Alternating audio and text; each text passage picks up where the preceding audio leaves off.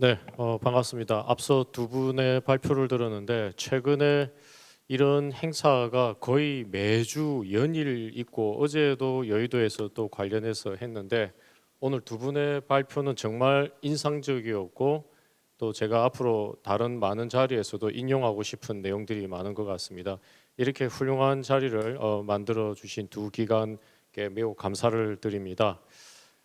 우리 그 토론 세션 진행할 때 벌써 이미 소개는 받으셨기 때문에 시간 관계상 제가 각자 소개 드리는 거는 생략토록 하고요.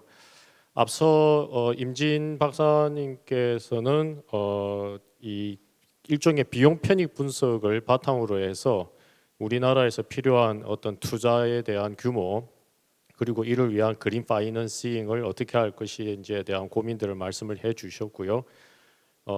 그 투자 규모를 보면은 제가 얼마 전에 IPCC의 시나리오를 갖고 극단치 분석을 했을 때 한 연간 80조, 20년으로 본다면 한 1,600조 이상 정도의 규모가 필요한데 박사님 말씀하신 것과 약간 좀 유사한 범위 안에는 들어온 것 같습니다. 그리고 이어서 닥터 실비아께서 또 EU의 그런 상황들에 대해서 매우 솔직한 그런 담론들을 제기해 주셨습니다.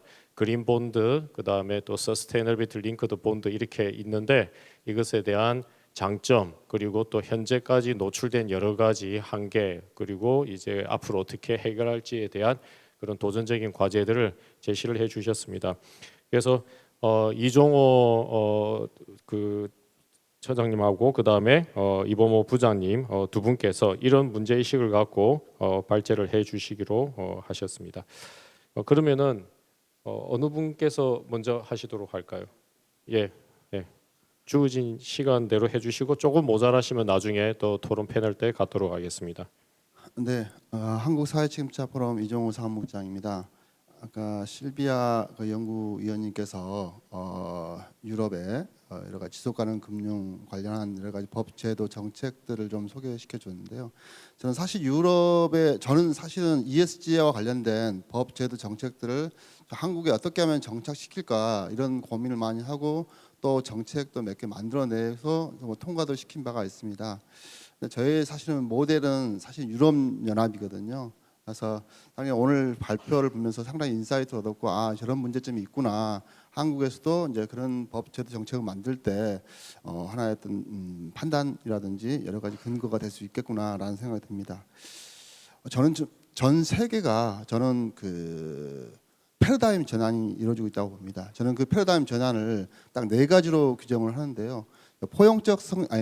배제적 성장에서 포용적 성장으로, 그리고 주주자본주의에서 이해관계 자본주의로, 그리고 고탄소 사회에서 탈탄소 사회로, 그 와중에 디지털 트랜스포메이션이 진행 중에 있다라고 생각을 합니다. 근데 이러한 어떤 전환의 문을 여는 열쇠, 그 키워드로 글로벌적으로 예전부터 CSR, CSV, ESG 이런 어떤 용어들이 나왔던 거고요. 이런 용어들이 어떤 용어로 바뀌든 간에 모두 그 전 세계의 지속 가능성 문제를 해결하기 위한 하나의 어떤 용어에 불과할 뿐이다라고 생각을 합니다. 그런 점에서 좀 금융기관도 전환이라는 부분을 맡고 있는데요. 그런 금융기관이 어떤 전환 시기에 있어서 전환의 관점을 가져야 되느냐. 유럽 중앙은행 총재였죠. 크리스틴 나가르드 총재가 3R을 좀 이야기를 하시더라고요. 이 3R은 금융기관이 이제 기후변화 관련해서 일반적으로 어떤 당면하게 되는 그런 그 위험이라고 이야기를 하셨는데요. 영향을 무시하는 것, 그리고 대응을 지연시키는 것, 그리고 금융 제공이 부족한 거, 이게 3R이다. 근데 이 부분들을 전환기에서는 3D로 저는 이제 바꿔야 된다라고 생각합니다. 그래서 D는 관심도를 제고시켜야 된다. 그리고 적시에 대응을 해야 된다. 그리고 충분한 지원 강화를 해야 된다라고 생각을 합니다.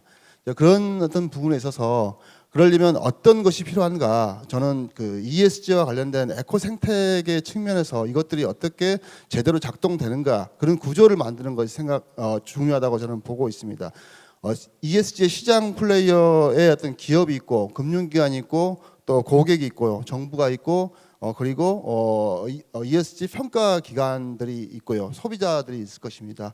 이런 어떤 각각의 시장 플레이어들이 ESG를 제대로 수행할 수 있도록 하는 그런 어떤 굵은 어떤 가치 사슬 속에서 사슬을 만들어줘야 된다 생각 들고요. 그 사슬은 다름 아닌 법, 제도, 정책이라고 저는 생각을 하고 있습니다. 이것은 다음, 예. 아까 실비아 연구위원께서 언급을 하셨던 부분이기도 한데 PRI의 규제 데이터베이스에서 나와 있는 어떤 그림이기도 합니다.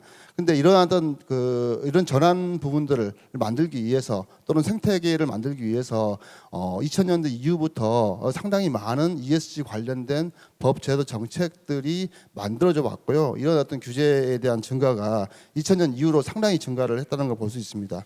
어떤 PRI가 이런 어떤 규제에 있어서 어떤 내용을 보느냐, 기업의 ESG 정보 공개, 그리고 투자자의 ESG 정보 공개, 그리고 텍소노미, 스튜어디십 코드, 그리고 국가의 지속 가능 금융 전략이라든지 또는 ESG 통합 이런 내용들을 주로 이렇게 스크린을 해서 이런 어떤 규제 숫자를 집계를 하고 있습니다. 네, 다음 부분들은 EU 같은 경우 저는 이제 EU를 제가 어떤 한국 사회에서 지속 가능 금융의 여러 가지 정책들, 법안들을 하는데 어떤 선도 모델로 생각을 하고 있기 때문에 많이 언급했는데요.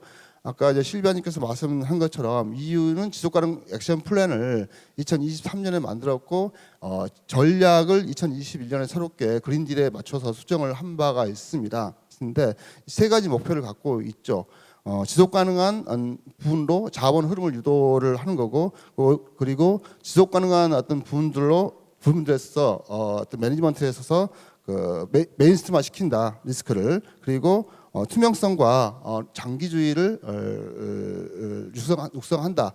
이런 어떤 내용을 갖고 10가지 과제를 갖고 있습니다. 이 10가지 과제 같은 경우가 ESG 정보 공개라든지 텍소노미라든지 라벨링이라든지 이런 것들이 좀 있습니다. 근데 전 세계 ESG ESG에 대한 자금들이 많이 몰리고 있는데요. GSIA에 따르면 2020년까지의 규모로만 돼 있고 2022년까지의 규모는 아직까지 나온 바가 없어서 20년까지의 규모를 갖고 왔습니다. 전 세계의 ESG 투자가 35조 3천억 달러에 이른다라고 이야기를 하고 있고요.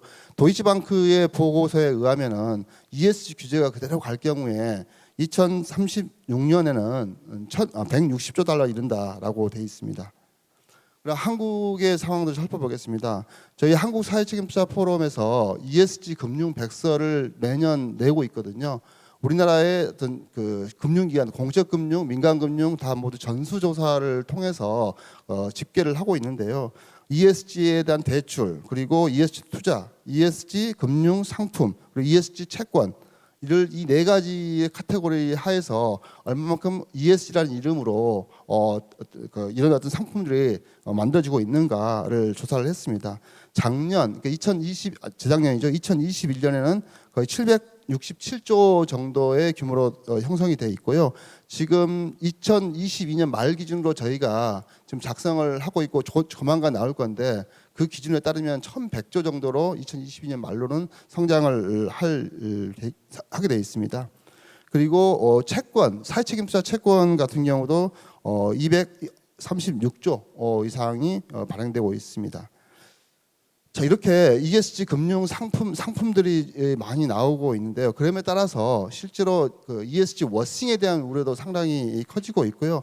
특히 법적인 어떤 리걸 이슈들이 실제하고 있다라고 많은 외신에서도 이야기를 좀 하고 있고요. 그리고 집단 소송이 ESG 집단 소송이 나오고 있다라는 거고요. 특히 여기 기사에 보시면 집단 소송은 쓰나미라는 표현까지 쓰더라고요. 그래서 그런 점에서 상당히 ESG 워싱이 앞으로 여러 가지 측면에서 중요한 이슈가 될 것 같다라고 생각을 하고 있습니다. EU에서는 그러한 어떤 ESG 워싱을 방지하기 위해서 금융 감독 당국들이죠. EBA라든지 ESMA라든지 이쪽에서 그린 워싱에 대한 프로그레스 리포트를 만들었고 또 이런 어떤 부분을 모니터링 하고 있는 상황입니다. 근데 한국에서도 ESG 워싱에 대한 부분이 심각하다고 볼 수가 있는데요. 아마 한국에서 자본시장에서 가장 큰 손, 대통령이라고 할 수 있는 손은 국민연금입니다. 국민연금이 최근에 국정감사에서 자신들이 위탁하는 운용 자산의 98%를 워싱했다라는 이 내용이 지적된 바가 있습니다. 그러니까 전체 국민연금이 384조 1천억 정도를 2022년 말 기준으로 책임투자 자산이라고 했던 거고요. 그 중에 278조 4천억 정도를 위탁운용으로 한 책임투자 자산이라고 했던 거거든요. 근데 그 중에 6조만이 진정한 책임투자 자산인 거고 나머지는 다 책임투자 자산이 아니다라는 내용이거든요. 그 이유 중에 하나가 국민연금이 위탁운용사를 선정할 때 정책적인 측면에서 스튜어드십 코드에 가입돼 있느냐 여부, 그리고 지침이 있느냐, 그리고 뭐 책임 투자에 대한 어떤 지침이 있느냐, 이런 내용만 보지 실제로 그러한 부분들을 그런 내용을 가점으로 해서 선정을 할 뿐이지 실제로 그 위탁운용사가 ESG를 고려해서 하는지를 판단하지 않고 있습니다. 그런데 이 모든 자산을 위탁운용 자산을 국내 채권, 국내 주식, 해외 채권, 해외 주식 이 모든 부분들을 다 ESG 자산으로 잡았던 거죠. 그래서 워싱이라는 어떤 부분에 이렇게 직면해 있습니다. 그리고 최근에 이제 금융감독원에서 이런 어떤 ESG 워싱, 특히 어떤 퍼블릭 펀드에 대해서 규제를 좀 강화시키고 있는데요. ESG 펀드에 대해서 공시 기준을 좀 도입했습니다. ESG라는 이름을 붙인 펀드에 대해서 어떠한 공시 규정을 내놓은 이런 내용입니다. 마지막으로 EU하고 한국하고 여러 가지 지속가능 금융 관련된 규제 관련해서 한번 비교를 좀 해봤습니다. 지속가능 금융 액션 플랜하고 전략은 EU는 갖고 있지만 우리는 없다라는 거고요. 그리고 ESG 정보 공개에 대해서는 EU는 CSRD가 2024년도 시행된다. 그렇지만 우리는 아직까지 내년에 공시 기준을 좀 발표하고 로드맵을 발표할 예정이다라는 거고요. 그리고 ESG와 관련해서 금융기관의 SFDR 같은 경우죠. SFDR 같은 경우는 유럽연합 하고 있는데 우리나라는 없다라는 내용이고, 텍소노미는 뭐 우리나라는 하고 있고 유럽도 하고 있다. 대신 이제 소셜 텍소노미에 초안은 유럽은 나와 있지만 우리는 아직까지 논의조차 하지 못하고 있다라는 내용이고요. 그린본드의 스탠다드에 대해서는 유럽과 우리나라도 같이 스탠다드를 만들어 있고요. 그리고 평가 기관에 대한 규제라는 측면에서 유럽은 논의 중에 있고 우리는 아까 올해 9월 달부터 자발적으로 좀 시행을 좀 하고 있는 상황입니다. 마지막으로 공시와 관련해서 한 가지만 좀 말씀드리려고 하는데, 이미 우리나라 지금 현재 금융위원회가 공시를 내년 2026년 이후로 이렇게 밀어놓은 상태입니다. 원래는 2025년도부터 하겠다는 내용들을 2026년 이후로 좀 미루는 상황이고요. 2026년이 첫 번째가 될지 아니면 27년이 될지 모릅니다. 이후라고 했기 때문에. 하지만 아마 유럽이라든지 다른 나라에 비해서 우리나라의 공시에 대한 어떤 그 타임 테이블이 너무 느리다라는 생각이 들고요. 이에 대한 어떤 조속한 공시 규정을 만들고 기준을 만들고 적용을 할 필요가 있겠다라는 생각합니다. 이상입니다.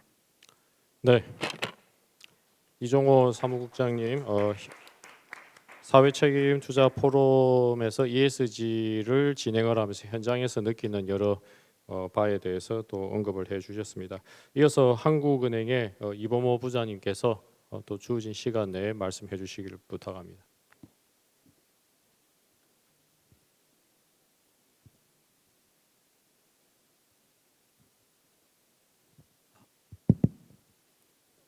네, 안녕하세요. 한국은행 금융안전국의 이봉호 부장입니다. 오늘 매우 의미 있고 있는 국제 컨퍼런스에 패널로 참가하게 참여하게 된 것을 감사하게 생각합니다. 요 좀 전에 그 임진 박사님과 실비아께서 발표해 주신 내용은 참 두 가지가 가장 그 기후 리스크와 관련해서 매우 중요한 포인트입니다. 임진 박사께서 말씀하신 그 코스트 베네핏 분석은 그거의 코스트 베네핏의 분석이 모든 어떤 기후 변화 리스크와 관련된 정책을 함에 있어 가지고 매우 중요한 지표가 됩니다. 그래서 그렇기 때문에 그 부분은 향후에도 지속적인 어떤 연구가 필요한 부분인 것으로 생각이 되고요. 또한 그 실비아께서 발표해 주신 그 유럽의 그 텍소노미와 기후 리스크와 관련돼서 이제 진행하면서 어떤 어려운 점들을 말씀해 주셨는데, 그 부분은 이제 앞으로 한국이나 이런 부분에서 이제 실행을 할 때 큰 어떤 그 벤치마크 교훈이 될 수 있을 거라고 생각합니다. 저는 그런 한국은행의 어떤 한국은행에 있는 스텝 직원으로서 저는 이제 제가 하는 거는 최근에 그 한국은행 중앙은행과 그 금융 당국에서 글로벌적으로 이제 기후 리스크 변화에 대응해서 함께 이렇게 얘기하면서 논의해 놓은 내용과 그런 것 위주로 이제 말씀을 드리고자 합니다. 그러니까 좀 정책적인 측면이 있는 거고요. 그다음에 전체적인 어떤 프레임워크나 인프라스트럭처적인 내용들이 있는 것입니다. 제가 오늘 말씀드리는 핵심 요점은 그겁니다. 그동안 글로벌 중앙은행하고 금융당국이 이제 FSB나 뭐 BIS, NGFS나 국제기구를 통해서 많이 이렇게 논의해 왔고 기후 리스크에 대응해서 무엇을 해야 될지에 대해서 이제 얘기를 했는데, 근데 결국은 나중에 마지막에 가는 부분은 결국은 그린 파이낸싱입니다. 왜냐하면 저탄소로의 어떤 순탄한 이행을 위해서 결국은 필요한 거는 그린 파이낸싱이 되어야 되기 때문이죠. 그래서 저는 먼저 이거를 딘대로 말씀을 드리고요. 그러면 그동안 나온 정책적으로 어떻게 그런 게 도달했는지에 대해서 논의 출발점으로서 기후 리스크 변화가 금융경제에 미치는 영향에 대한 분석과 평가를 중앙은행이나 이쪽에서 하는 거를 기본으로 해가지고 말씀을 드리겠습니다. 먼저 그 경제 파급 경로는 이게 NGFS에서 나온 건데요. 어떻게 보면 기초적인 내용일 수도 있습니다만 간단하게 설명드리겠습니다. 기후 리스크가 이제 가게나 기업 쪽에 이제 소득이나 자산 손실, 비용 코스트 뭐 이런 거를 생산성 감소 이런 거를 통해 가지고 기업이나 가게 그리고 이제 매크로 경제에 영향을 미치게 되고, 또 이건 이제 신용 리스크나 뭐 시장 리스크를 통해서 이제 금융 시스템에 이제 영향을 미치게 되는 기본 이제 경로가 되겠습니다. 그리고 이런 기본 경로를 통해 바탕으로 해가지고 NGFS나 중앙은행이나 이런 곳에서 이제 분석을 하게 되는데요. 분석을 하는 기본은 이제 시나리오 베이스를 하고 있습니다. 시나리오 베이스를 하고 있는데 결론은 뭐냐면은 경제적 기후 리스크가 거시 경제나 이제 금융 안정 리스크에 심대한 영향을 줄 수 있다. 이게 결론이었고요. 그 결론이 그게 어떤 영향의 크기나 어떤 시기 그런 것들은 전환 정책의 어떤 빠르기나 효과성에 의존한다고 그렇게 분석을 내놓았습니다. 그래서 보시면은 NGFS에 나와 얘기하는 그 물리적 리스크와 트랜지션 리스크에서 저희가 추구하는 바는 밑에 그 맨 안쪽에 있는 이제 그거 2050 넷제로 그쪽이라고 보시면 되겠습니다. 그래서 이런 어떤 적극적인 경제적인 어떤 분석을 결과로 해가지고 결론 낸 것이 뭐냐면은 기후 리스크와 관련해 가지고 중앙은 대응하는 거는 결국은 이게 장기적인 어떤 대응이고, 이거는 결국은 금융 안정에 포커스를 맞출 수밖에 없다. 지금 그런 식으로 해가지고 방향이 흘러가고 있고, 이유는 뭐냐면은 기후 리스크라는 게 워낙 이제 그 영향의 크기가 불확실성이 워낙 크고 이게 장기적이면서도 구조적인 약간 특성도 가지고 있기 때문에 이거를 어떤 경제 모델이나 그걸 반영을 해가지고 단기나 중기적으로 이거를 경제를 예측하기가 되게 힘들다는 겁니다. 그래서 중장기적인 어떤 그 시나리오 분석을 바탕으로 해가지고 스트레스를 테스트하는 게 지금 가장 기후 리스크 관련돼서 연구하는 게 어떤 가장 기본이 되고 있습니다. 그렇기 때문에 요거는 이제 금융 안정에 장기적으로 포커스를 맞출 수밖에 없는 그런 상황이고요. 그런 측면에서 통화정책 중앙은행에서도 통화정책 측면에서 그 거시적인 금리나 어떤 총 유동성보다는 오퍼레이션 프레임워크라고 해가지고 자원 배분의 특성을 가진 어떤 그런 정책적인 수단들에 대해서는 연구를 많이 하고 있습니다.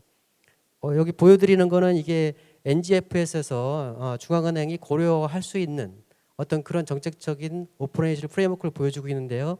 크게는 이제 금융 대출제도, 그 다음에 담보, 그 다음에 자산 매입 세 가지가 이제 카테고리고요.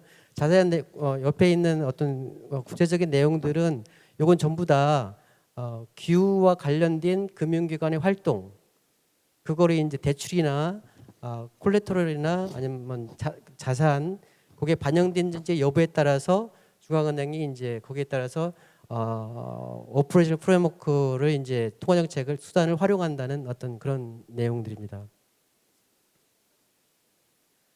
그래서 지금 최근까지 보시면은 이제 PBOC하고 이제 MAS 싱가포르 통화청하고 이제 BOJ나 이런 데서 대출 제도하고 이제 콜레테럴 일부 활용하는 측면이 있고요.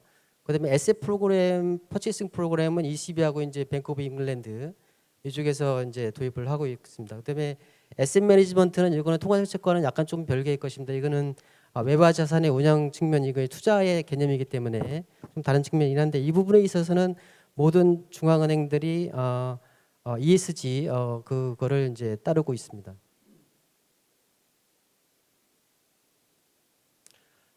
금융 당국 중앙은행 말고 이제 금융 감독 당국 측면에서는 이제 보면은 이제 금기관의 이제 안정성, 건전성 유지가 이제 목표지만은 거기에는 어떻게 보면은 하는 걸 보면은 결국은 이게 그린 파이낸스를 위한 인프라스트럭처를 만드는 과정이라고 볼 수 있습니다. 그 세 가지가 있는데 첫 번째는 그린 텍소노미, 그다음에 뱅크 레귤레이션, 디스클로저입니다. 실비아께서 말씀하신 것처럼 그린 텍소노미와 그 디스클로저는 상당히 밀접한 서로 연관 관계가 있는 거고요. 그다음에 뱅크 레귤레이션도 마찬가지로 금융기관이 대출을 해줌에 있어가지고 기업이나 이런 부분의 어떤 경제 활동과 관계가 있기 때문에 텍소노미하고 기후 디스클로저하고 밀접하게 관계가 있는 겁니다. 그래서 이게 지금 세 가지가 같이 이제 돌아가고 있고 국제적으로 이제 논의가 되고 있는데 이제 안타까운 측면은 지금 뭐냐면은 그린 텍소노미와 관련돼서는 국제적인 논의가 없습니다. 그린 텍소노미는 지금 EU나 차이나에서 선도적으로 이거를 개발을 해가지고 각국이 이거를 이걸 바탕으로 해가지고 개발하는 단계에 있고요. 있는 상황이고 국제적인 표준에 대한 논의는 뚜렷하게 지금 국제기구에서는 이제 없는 걸로 알고 있습니다. 그리고 한국 같은 경우에는 지금 그린텍스 EU를 기반으로 저희가 이제 해가지고 2020년에 이제 최종안을 만들었고요. 지금 그린 본드에 대해서는 이게 적용이 되고 있는데 여신에 대해서는 지금 금융감독 당국을 중심으로 해가지고 시스템을 개발 중에 있습니다. 아마 좀 시간이 조금 소요될 것으로 보이고요. 그래서 이러한 그 시간 관계상 제가 자세한 내용을 좀 건너뛰겠습니다. 그래서 이런 관계상 이런 것들을 봤을 때 그동안 이런 여러 가지 어떤 기후 변화에 대응해서 국제기구나 중앙은행이나 이런 대응, 민간의 대응을 봤을 때 아직까지 그동안 해온 거는 사실은 되게 미약하다고 생각합니다. 앞으로 가야 될 길이 아주 무궁무진하고 험난하다고 그런 생각이 많이 들고 있고요. 그래서 제가 간단하게 몇 가지만 말씀을 드리고 제 사견을 말씀을 드리고 마무리하고자 합니다. 첫 번째는 가장 중요한 게 일단은 클라이밋 리스크에 대한 어떤 평가, 영향이나 평가, 스트레스 이 부분에 대한 계속 지속적인 연구가 필요합니다. 왜냐하면 아직까지 이것도 시작 단계이기 때문에 정확한 어떤 분석이 아직 안 되고 있고 정확한 분석의 기초가 이루어져야 정확한 정책이 나올 수 있기 때문에 매우 중요한 부분이고요. 그걸 위해서 아주 중요한 부분은 지금 데이터계 문제가 있습니다. 이거에 분석할 때 여러 가지 지금 기후 관련된 거나 금융기관의 어떤 익스포저나 여러 가지 우리가 이제 알아야 될 데이터계 문제를 해결해야 되는 것이 중요한 문제로 생각이 되고요. 두 번째는 이제 중앙은행 쪽에서 오퍼레이션 프레임워크 쪽에서 이제 기후 변화를 어떻게 반영할 건지에 대해서 연구가 필요하고 또 BCBS의 어떤 프린시플이나 IFSR의 어떤 그런 기후 관련된 거를 꾸준히 이제 그거를 도입해서 실행해 나가고 대신에 이제 또 텍소노미 같은 경우에는 좀 아까 말씀드렸다시피 이제 국제적으로 공통적인 뭔가가 이제 있어야지 이게 컴패러블도 하고 국제간의 인터 오퍼레이셔너블도 한데 그런 부분이 조금 약간 부족한 측면이 있어 그 부분에 대한 어떤 논의가 필요해 보입니다.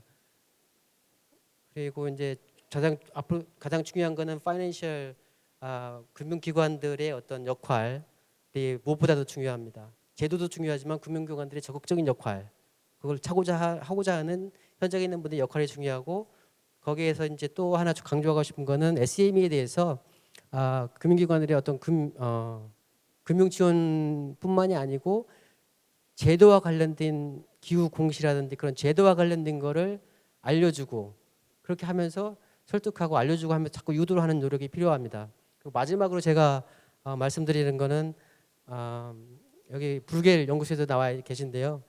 물론 당연히 인터내셔널 코퍼레이션 가장 중요하고요. 왜냐하면 기후 리스크라는 게 글로벌 익스터널리티가 이제 강한 부분이기 때문에 가장 중요하고 또 하나는 트랜지션 코스트를 쉐어하는 부분에 대해서는 연구가 많이 필요하다고 봅니다. 왜냐하면 탄소라는 것이 과거 인더스트리얼라이제이션을 시작하면서부터 아주 장기간에 쭉 이제 쌓여온 거고 지금은 이제 그게 문제가 돼서 대응 쪽으로 나가는 겁니다. 근데 앞으로 추가적으로 이제 탄소가 배출되는 양에서 이제 고민을 하지만 우리가 이거 트랜지션 코스트인데 그 부분에 대해서 이거는 같이 과거에 쌓였던 거와 미래에 갖는 거를 같이 탄소를 놓고서 거기에다 같이 고민을 해야 되는 거고 그렇기 때문에 이거는 국제적인 차원에서 이제 대응해야 된다고 생각을 하고요. 그래서 지금 다행스러운 거는 지금 GCF나 그다음에 MDB 쪽에서 멀티래터럴 디벨롭먼트 뱅크 쪽에서도 이쪽 부분에 상당히 좀 지원을 하고 있는 걸로 알고 있습니다. 이런 부분에 대해서 어떤 지속적인 발전이 필요한 걸로 보입니다. 이상입니다. 네, 이번 부장님 감사합니다. 네, 두 분의 발제와 또 두 분의 토론에 이어서 조금 질의 시간을 갖도록 할 건데요. 근데 굉장히 질문이 많이 들어왔습니다. 질문의 상당수가 닥터 실베아 멜러한테 할애가 되어 있고요. 뭐 저희들이 이유를 아까 이제 이 사무국장이 말씀하신 것처럼 이유를 좀 벤치마킹하는 측면이 크기 때문에 이왕 이제 우리가 브리게를 모셔왔으니까 좀 더 이야기를 많이 듣는 게 좋을 것 같습니다. 그래서 실베아 멜러한테 질문을 드리기 전에 먼저 임진 박사님께 질문을 좀 드렸으면 합니다. 아까 이종호 사무국장님께서 언급하신 것 중에 이제 여러 가지 우리나라에서의 어떤 스케줄과 또 국민연금 케이스들을 설명을 해주셨는데 앞으로 ESG 프랙티스와 그 다음에 공적연금과의 연계 이슈인 것 같습니다. 예를 들어 가지고 캘리포니아 연기금에 대해서 얼마 전에 월스트리트 저널에서도 나온 거 보면은 ESG 투자를 통해 가지고 캘리포니아 연기금이 타 연기금에 비해서 많은 어떤 그 수익에 있어서 좀 뭐 이렇게 유리한 위치에 있지 않다. 그래서 캘리포니아의 많은 리타이어드 된 사람들의 노후 문제인데 우리 국민들에게 이 국민연금이라는 거는 거의 뭐 유일한 지금 생명줄입니다. 반면에 이제 ESG라든지 이런 거 할 때 말이 이제 이렇지 예를 들어서 오늘 오전에 제가 이제 회의에서 고민했던 내용들은 뭐냐면은 ESG에서 앞으로 스코프 2를 넘어서서 스코프 3로 가게 되면은 이게 굉장히 어떤 감축이라든지 에너지 효율의 이 노력이 어디에서 왔고 누가 이것에 대해서 리스폰서블하면 누가 이것에 대한 크레딧을 클레임을 하느냐는 이슈로 가게 되면은 굉장히 복잡합니다. 이것에 대해서 잘못 레포트하게 되면은 또 앞으로는 법적 책임도 받게 될 거고요. 분명히 그런 어떤 리갈 마켓도 저는 나올 거라고 봅니다. 그래서 우리에게도 어느 정도의 속도 조절이 필요한 거 아닌가라는 그런 질문들을 드릴 수 있는데 임진 박사님 일단은 간략하게 답을 좀 해주시고 그 다음에 실비아한테 넘어가도록 하겠습니다. 예, 말씀해주신 내용은 일단 자금이라고 하는 게 기본적으로 그 성격이 같은 돈이지만 성격이 굉장히 다릅니다. 그게 공적 자금인지 또 민간 자금인지 또 리스크에 대한 태도가 이제 다를 수가 있고요. 굉장히 리스크 어벌스한 거냐 아니면 리스크 러빙하는 거냐 또는 그게 장기 자금이냐 또 단기 자금이냐에 따라서 같은 자금이라 할지라도 굉장히 자금의 성격이 달라지게 됩니다. 과거에 이제 우리가 산업화 시대 때는 그냥 국내 자본이 부족했기 때문에 모든 자금을 그 성격에 상관없이 모아서 중합 중공업이라든 특정 산업 분야에 제공을 하는 것이 금융의 역할이었다고 한다면 사실 지금 이제 자님께서 말씀하셨던 것처럼 지금의 어떤 투자, 금융 투자라고 하는 것은 굉장히 그 성격 자체가 굉장히 복잡해졌습니다. 예를 들어서 말씀하셨던 그런 에너지 분야에 자금을 공급한다든지 친환경으로 에너지 전환을 하는데 자금을 공급한다든지 또는 또 관련된 어떤 기술들, 탄소 포집이나 저장과 같은 그런 기술들, 또 소형 원자로 같은 기술에 이제 자금 이렇게 연구 개발에 자금을 한다고 했을 때 그것은 장기 자금이 드는 데다가 또 장기라고 하는 것은 그만한 이제 인내 자본이 있어야 되는 거고 또 민간이 감당하기 어려운 상당히 긴 기간의 어떤 시간이 필요할 수 있습니다. 그리고 R&D 자금, 연구 자금 같은 경우에는 이제 사업화에 실패를 할 수 있는 그런 불확실성에 놓여 있게 됩니다. 그래서 이 모든 것을 다 공적 자금이 할 수 있는 일은 아닌 것 같고요. 공적 자금과 민간 자금이 나눠져야 되는데 그럼 공적 자금 거기서 어떤 역할을 할 수가 있을 것이냐? 그러니까 거기서는 이제 좀 더 세련된 방식이 있어야 될 것 같습니다. 공적 자금이 들어갔을 때 무조건 민간 자금이 들어와라 이렇게 유인할 수 있는 크라우드 인 할 수 있는 좀 세련된 이제 스킴이 필요한 건데 예를 들어서 좀 더 위험한 파트를 그러니까 손익 비대칭해서 손해가 났을 때는 좀 더 공적 자금이 그것을 테이크오버하고 대신 이익이 났을 때는 민간이 좀 더 많이 가져가는 식으로 공적 자금과 민간 자금이 서로 역할 분담이 있을 때 그런 저탄소 분야로서의 어떤 자금 공급이 효율적으로 이루어질 수 있다고 생각합니다. 이상입니다. 감사합니다. 네. 네, 실비아 박사님께 질문이 있습니다. 굉장히 많은 질문이 들어왔는데요. 제가 4가지로 크게 추려봤습니다. 첫 번째는 원자력과 관련한 유럽연합의 텍소노미입니다. 혹시나 현재 적용되는 텍소노미에 원자력도 편입시킬 수 있는 방법이나 계획이 있는지 궁금합니다. 만약에 없다면 원자력과 관련된 사업을 하는 회사들 같은 경우에는 어떻게 전략적으로 대처를 해야 할까요? 이것이 첫 번째 질문입니다. 4개 질문이 준비되어 있는데요. 각 질문당 2분 이내로 답변 주시면 감사하겠습니다. 네, 원자력이라는 주제가 유럽에서도 굉장히 뜨거운 논의가 있었던, 정치적으로도 뜨거운 논의가 있었던 주제입니다. 제 생각에는 일종의 타협을 사람들이 하게 됐는데 어느 정도 일부 원자력 발전은 텍소노미에 포함이 되게 되었습니다. 가스도 그렇고요. 왜냐하면 일부 EU 국가들이 가스는 무조건 텍소노미에 포함을 시켜야겠다라는 의지를 보였기 때문에 그리고 프랑스도 원자력 포함에 대한 의지를 강하게 보였기 때문에 이런 타협이 이루어졌던 것이고요. 장기적인 전망을 보면 우리가 원자력이 전혀 필요 없을 가능성은 굉장히 적다고 봅니다. 이런 넷제로를 달성하는데 그래서 어떻게 원자력의 지속 가능성 역시도 분류할 수 있을지를 논의해봐야 된다고 생각합니다. SMR, 소형 원자로에 대해서는 어떻게 생각하시나요?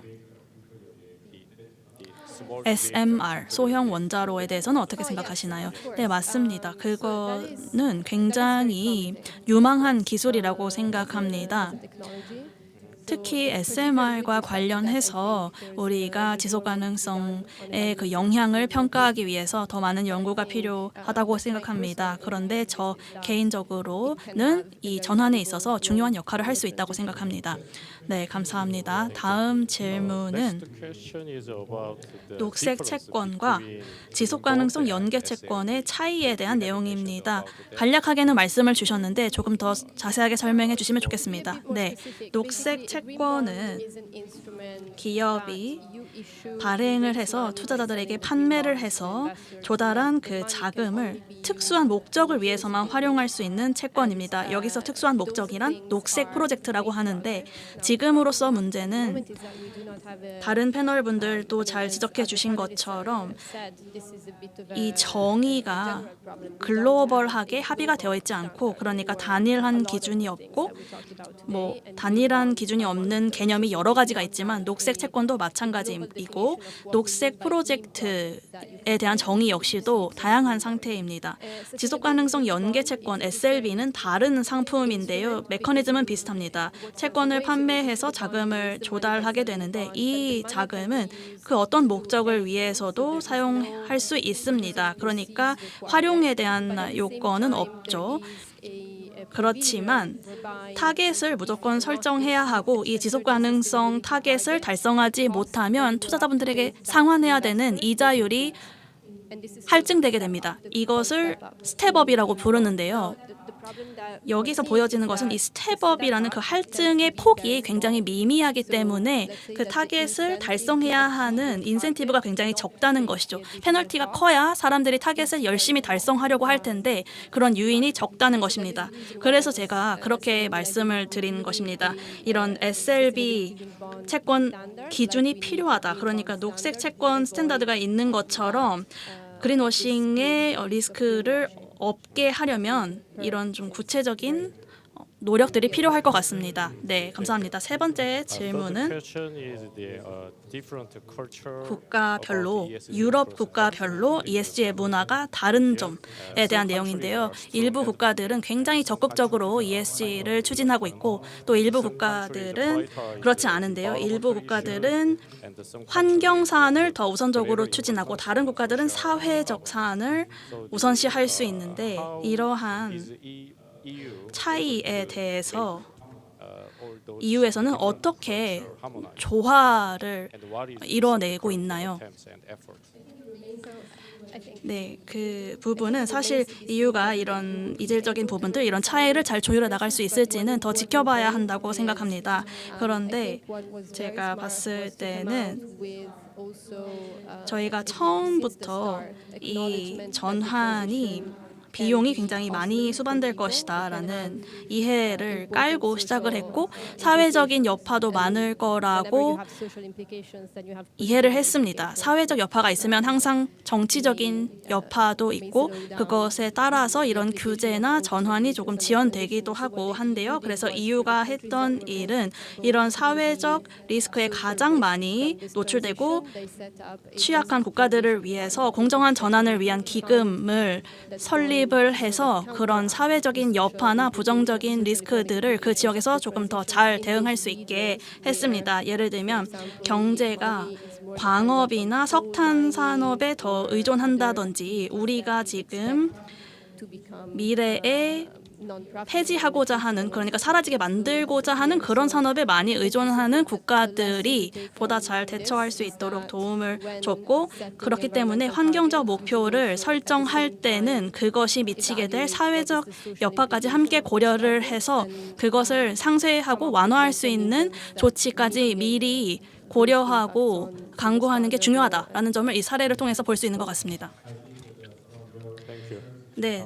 감사합니다. 사실 답변을 통해서 이미 첫 번째 질문이 답변이 되었다고 보기 때문에 이제 질문을 이봉호 부장님께 좀 드리고 싶은데요. 시간이 이제 얼마 안 남았기 때문에 2분 남았습니다. 아까 그 마지막 슬라이드에 기후 변화를 통화 정책에 반영을 하는 오퍼레이셔널 프레임워크를 간략하게 언급을 해주셨는데 이게 구체적으로 어떤 것을 의미하는지 조금 더 추가 설명해 주시면 감사하겠습니다. 네, 감사합니다.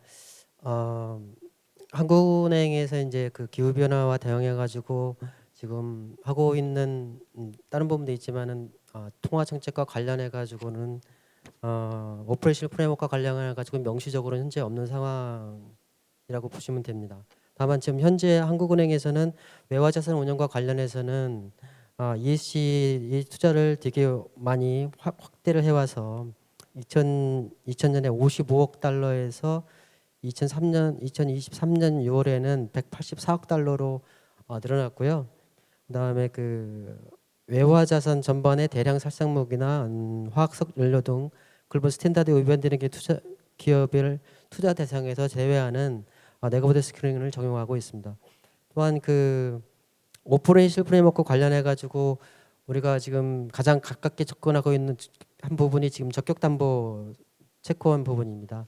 지난 7월에 한국은행이 대출 제도를 개편해서 한국은행 대출 제도의 적격 담보 채권을 회사채, 은행채, 여러 공공기관채, 지방 정부 채권으로 많이 이렇게 확대를 한 바 있습니다.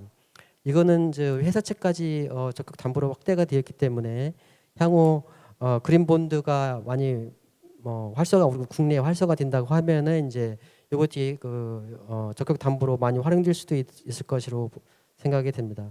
대출제도 측면에서는 한국은행도 K 텍소노미 부분을 저희도 이제 기다리고 있는 상황입니다.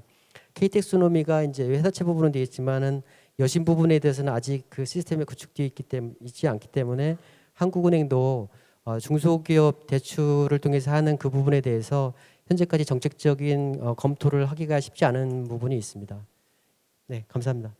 네, 감사합니다. 정확하게 모든 시간들 내 마무리된 것 같습니다. 매우 인상 깊은 발제 두 분과 그리고 또 그 나름대로 생산적인 토의를 해주신 두 분 토론자분들께 박수를 부탁드립니다. 이것으로 첫 번째 세션 마치겠습니다.